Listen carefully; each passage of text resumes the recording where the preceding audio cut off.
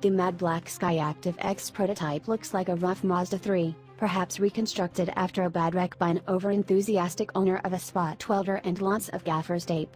Rib ducts spoke out of the dash, sending 2 breaths of conditioned air to no one in particular. Even its revolutionary engine, the thing we're here to experience, is entombed in a massive, nondescript cover to mask its unseemly noises.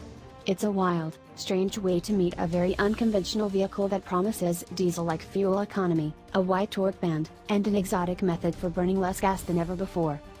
It takes a few hours for Mazda's engineers to explain the fundamental principles of operation. For more detail, read our Skyactiv X spark-controlled compression ignition explainer, but here's a very brief overview. Skyactiv X marries some traditional gasoline engine characteristics with a novel form of compression ignition called Sky. The key for Skyactiv X is to use very high compression in the cylinder and an extremely lean fuel-air mixture. Squeezed right to the cusp of getting hot enough to blow up all on its own, which is very hard to predict, a squirt of extra gas and a spark interject to cross that compression ignition threshold in a controlled and predictable manner.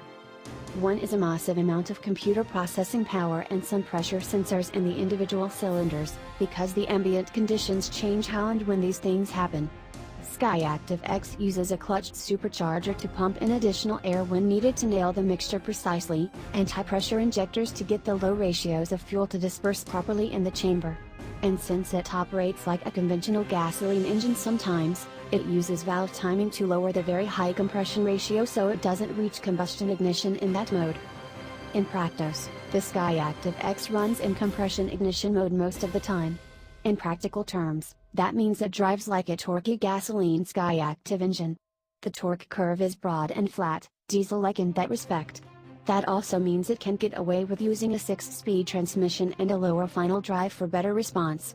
There's enough grunt and economy together that Mazda can let the engine spin faster. At 60 miles per hour, it's running at roughly 1,000 more RPM than a similar gas engine, with greater efficiency. Skyactiv X is complex, and Mazda Vice President of R&D and Design Masashi Otsuka admits it will be an expensive engine to build. But, he said to us before we drove the cars, with a big lopsided smile, it's less expensive than a hybrid. That speaks to Mazda's philosophy in building the Skyactiv engine range in general. Mazda has avoided electrification almost entirely. What electrification it employs is either very minimal, i.e. loop regenerative braking and capacitor system, or niche, DMEV, with its rotary range extender option. Rather than build a bunch of hybrids and EVs that are dependent on incentives to sell, and still don't sell that well, Mazda does have a point here. The company decided long ago to just improve the internal combustion engine as much as possible. That means it has the lowest average EPA fuel economy of any manufacturer. Although its overall volume is small, its sales have suffered recently, and it doesn't sell any large and inefficient SUVs or trucks. Mazda's strategy is technically sound, but perhaps not as effective in the real world as it might hope. Then again, as the company is eager to point out, neither is the real-world economy of the downsized, turbocharged engine trend.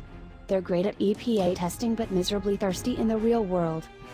Skyactiv X isn't the final result of this process. There will be more electrification as that becomes necessary and/or demanded by the marketplace. There's a next-generation pure diesel engine coming, after the long-delayed Skyactiv D engine, using lessons and perhaps technologies developed for Skyactiv X. But for now, Skyactiv X is the absolute bleeding edge. Which is not how it feels on the road in the least. It's not supposed to feel bleeding edge, to be fair. There are rough edges, too. But mostly, it feels like a direct-injected, high-compression gasoline-powered car. It does not feel supercharged in the traditional sense, either. Off the line, it's definitely perkier than the anemic 2.0-liter Skyactiv G engine, and on par with the 2.5-liter non-turbo Skyactiv G on paper, although the X's torque curve is fatter. The torque wave continues as revs increase, authoritative but not necessarily sporty. If you want to talk numbers, they're understandably fuzzy. The Skyactiv X tune isn't final yet, so horsepower and torque figures are a moving target. In Frankfurt, Mazda said the prototype engine was making about 187 horsepower and 143 pound-feet of torque. At Mazda HQ in California, the numbers bandied about are closer to 190 horsepower and 180 pounds-to-foot of torque. That compares favorably with the 2.5-liter Skyactiv G, which makes 184 horsepower and 185 pounds-to-foot of torque in the Mazda 6 and 187 horsepower/186 pounds-to-foot in the CX-5. The numbers also differ from the Skyactiv D diesel, which makes around 173 horsepower and 310 pounds-to-foot in other markets where it's currently sold. But before you wonder why it's so much less powerful than the new turbocharged Skyactiv G 2.5T that'll be as soon in the Mazda 6, remember this: the Skyactiv X engine is really intended to beat the weakling 2.0's fuel economy numbers, 28 city, 38 highway, by as much as 30%, while seriously exceeding its power output of 155 horsepower and 150 pounds-to-foot. In short, it aims to crush the 2.0 liters economy with 2.5-liter power.